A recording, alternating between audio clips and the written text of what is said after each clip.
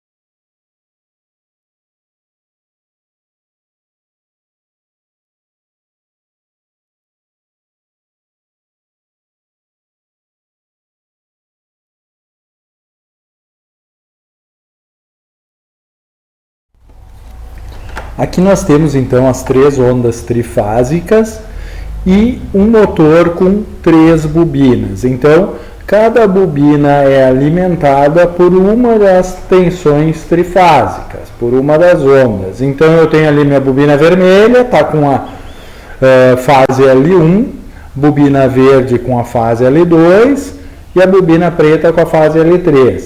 E o final de todas as bobinas estão ligadas num ponto único, tá? Que seria o neutro. Ok? Então minha corrente vai passar por L1 e vai até o neutro, minha corrente vai passar por L2 e vai até o neutro, minha corrente vai passar por L3 e vai até o neutro também. Certo? E essas 3 bobinas estão presas na carcaça do motor e estão defasadas em 120 graus. Tá? Então, essas bobinas são alimentadas com essas tensões trifásicas e passam uma corrente trifásica, uma corrente alternada por ela com defasagem de 120 graus. Então, agora a gente vai ver, ó, no momento que eu tenho o meu momento ali com L1 e L3 na metade da tensão máxima e L2 no máximo da tensão mínima, eu tenho meu campo magnético no interior desse rotor orientado conforme essa flecha azul. Tá? Então, eu vou ter um norte-sul ali fictício, aparente, né?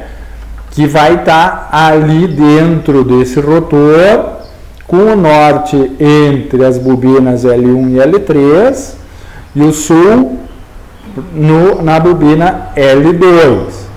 À medida que vai passar o tempo, eu estou andando com essa onda no tempo, eu vou mexendo esse meu campo magnético. Por exemplo, agora eu fui para o máximo de L1, então o meu norte ali foi para o centro da bobina L1 e o meu sul ficou entre as bobinas verde e preta, né? Então entre o L2 e o L3. Tá? Então eu fico com uma orientação de campo nessa forma. Depois, passando mais um pouco, fico entre a bobina vermelha e a verde, que está uma tensão intermediária, e a tensão preta está ao mínimo. Então ele fica girando no sentido anti-horário, nesse caso aí, né? E vai acabar fazendo toda a minha rotação. Então, toda a rotação que eu vou fazer, ela se dá pela tensão alternada. Então, a forma como essa tensão alternada está variando vai me dar o giro. E a frequência com que essa onda está funcionando faz esse campo girar mais rápido ou mais devagar. Então, esse princípio aqui serve para os 2 motores, tá? Então, o princípio do campo girante a gente vai encontrar tanto no motor síncrono quanto no motor de indução. Aqui nós invertemos 2 fases, tá? Então, eu imagino invertendo 2 fases, onde eu troco L1 por L2. Eu não estou mudando a posição física do motor. Eu simplesmente estou fazendo uma onda chegar antes do que a outra. Então, essa onda aí invertida faz com que o meu campo girante mude de posição. Então, ó, percebam, se eu inverter L1 e L2, ó, meu L1 e L2, aqui eu não mudei as cores na onda, mas imaginem que o L2 é o L1. Então, o L2 e o L3 vão estar positivos e o L1 negativo. Então, L2 e L3 estarão num intermediário ali e o vetor vai apontar para o meio dessas duas bobinas. L1 vai estar no máximo negativo, certo? E novamente vai girando. Então, como eu troquei o vermelho e o verde ali nas ondas, né? Então, o meu L1 passa a ser verde, eu vou ter campo máximo nesse momento. Vocês perceberam que o meu vetor girou no sentido contrário, tá? Então, sempre que eu quiser inverter o campo no motor trifásico, eu tenho que inverter duas fases somente. Então eu mudo duas fases de posição, ele vai girar no sentido contrário do que estaria girando antes. Se eu inverter as três fases, continua girando no mesmo sentido, se eu trocar as três fases. Mas se eu trocar só duas, ele passa a girar no sentido contrário. Essa é a ideia básica do motor trifásico, campo girante. Então eu tenho as bobinas dispostas ao longo da minha carcaça do motor, eu vou ter essas bobinas dispostas, né, ao longo da carcaça do motor, e o meu campo, ou o meu ímã, vai estar girando aí dentro, tentando seguir esse campo magnético. Aqui tem algumas curiosidades interessantes. Se a gente aumentar ou diminuir a tensão aplicada no enrolamento, a gente aumenta ou diminui o torque. A minha velocidade é síncrona, continua igual, continua dependendo da minha frequência. Tá? Então, a única coisa que eu vou aumentar, se eu aumentar a tensão, eu vou aumentar a força que esse motor vai ter. Tá?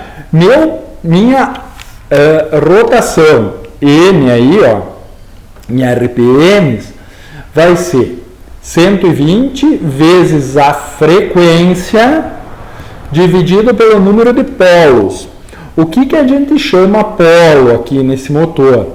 Polo é o norte e sul que eu vou ter. Quantos norte e sul eu vou ter dentro do meu rotor?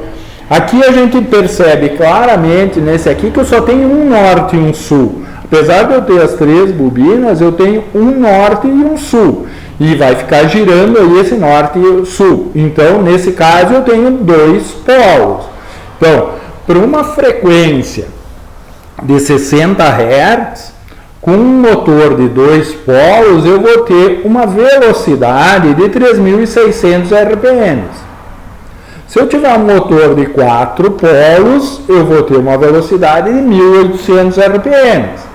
Então, os motores síncronos e mesmo de indução, eles têm velocidades definidas. Então, a velocidade dele normalmente é constante, porque independe da quantidade de carga que eu estou colocando ali, ele continua girando na mesma velocidade.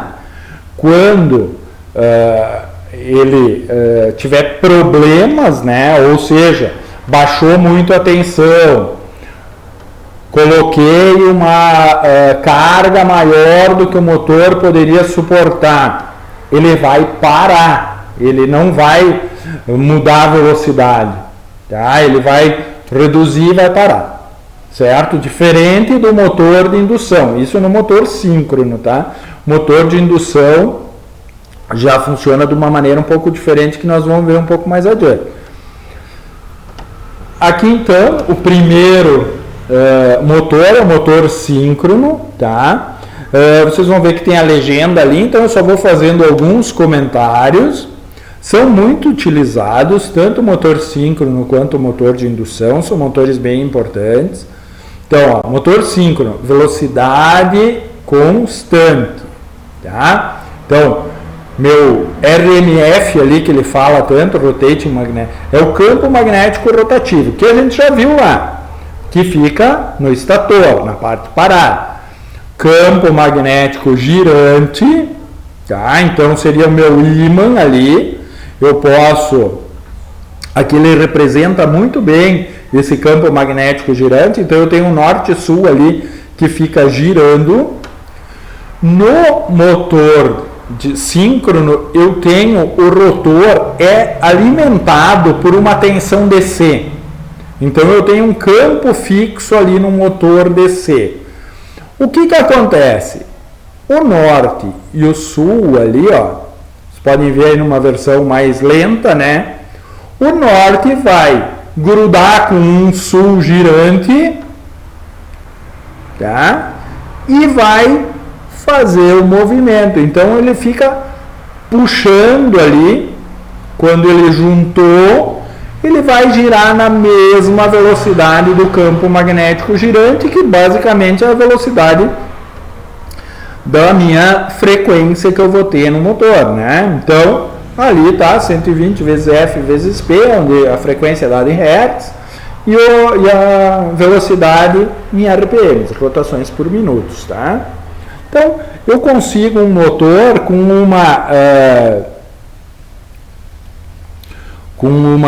uma velocidade constante.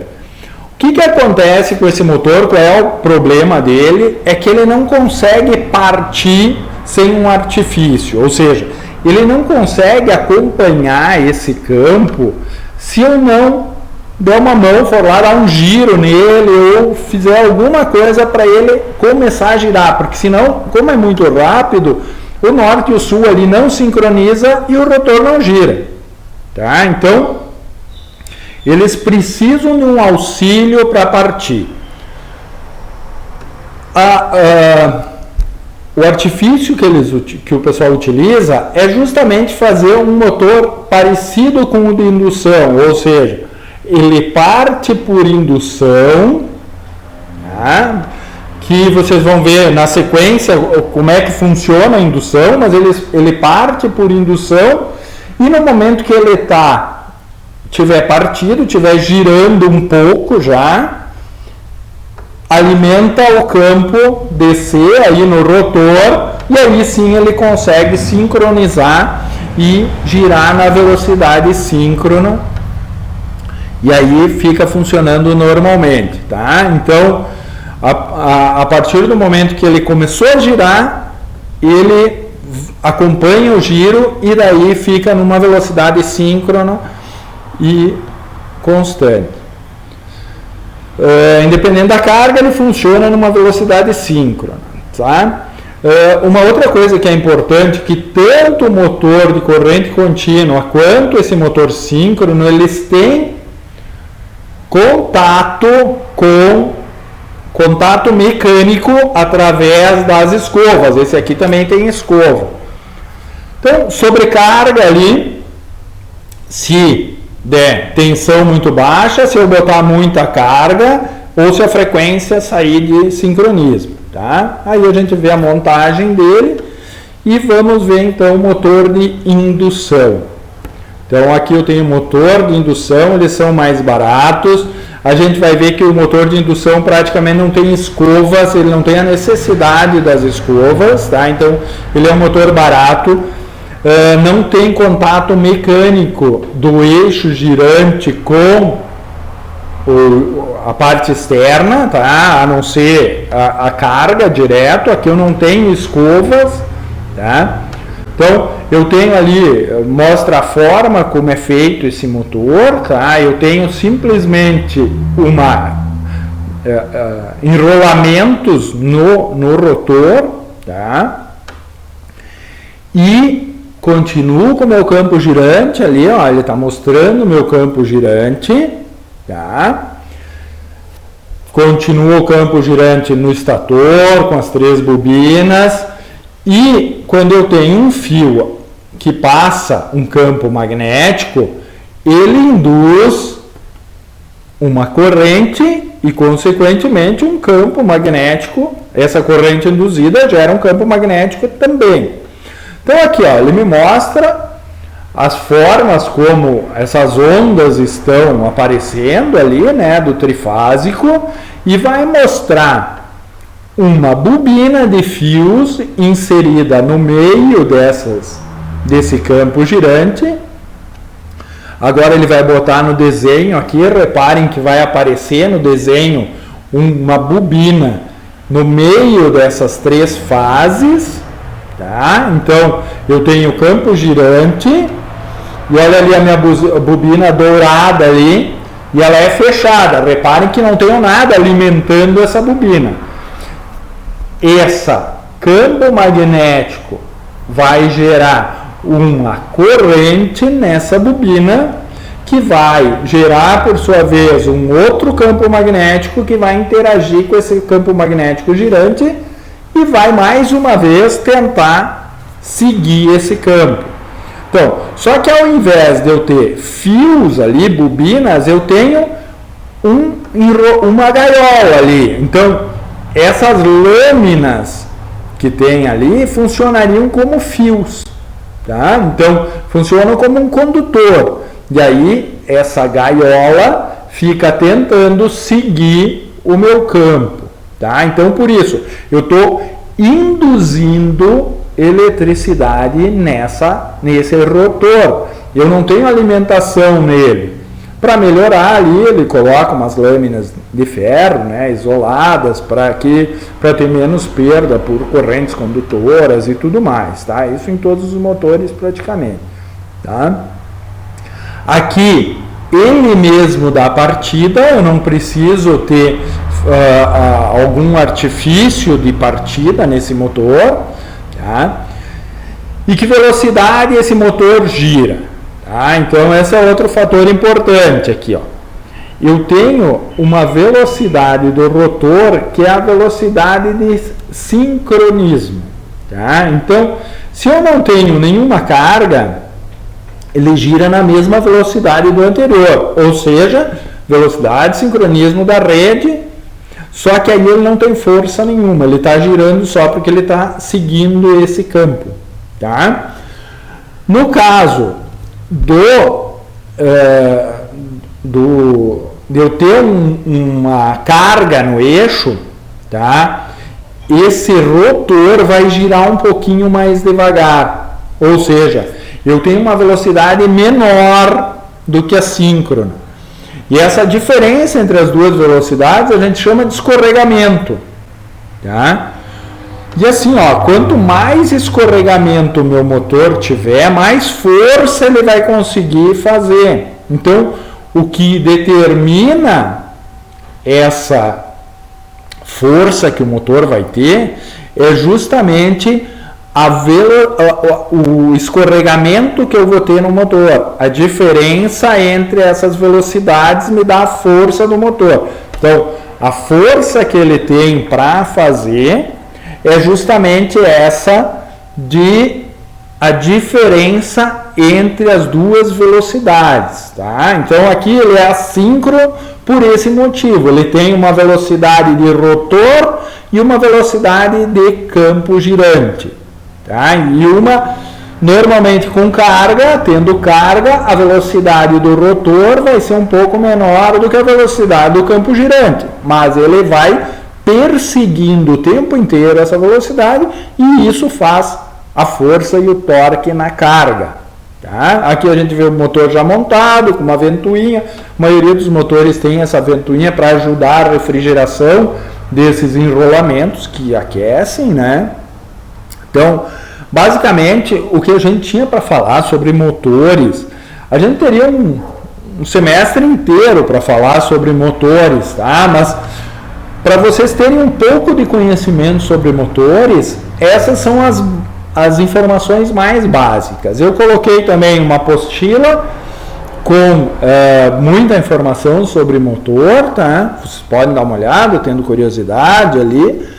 E coloquei também um resuminho lá sobre motores, que também é interessante. Então, tá lá no RM Portal e esses vídeos aqui estarão no YouTube.